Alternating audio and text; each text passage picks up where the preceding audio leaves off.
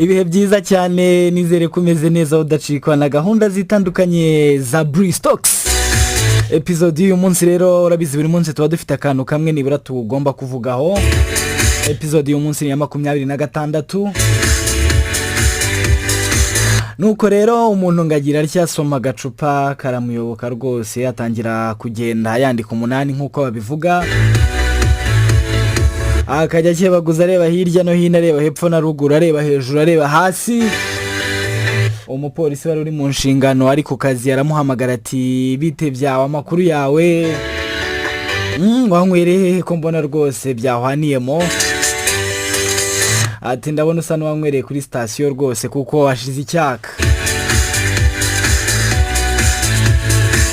Nuko rero amubona ngagiye kwambuka umuhanda ariko agira impungenge ko bashobora kumugonga.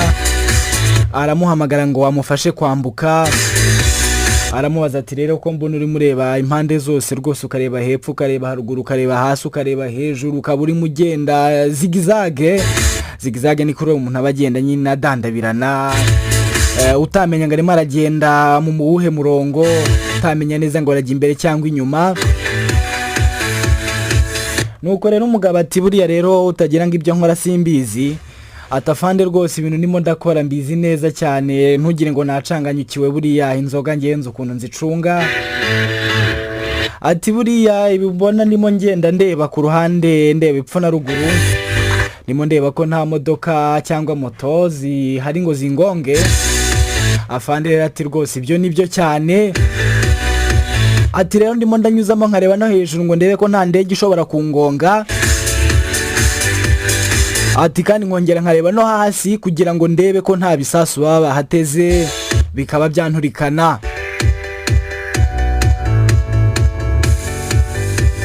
Ati kandi biriya wambazaga byo kugenda ndeba inyuma ndimo ndareba ko nta barushimusi bahari ngo babe bangirira nabi. Urabizi ko nta muntu ubura wagushimuta guturutse imbere, bose bagomba kuguturuka inyuma aho utareba nyine. Ati rero nicyo warebaga ndimo ngenda ndeba inyuma. Afande ati hanyuma si byo kugenda zigizage byo byajemo bite?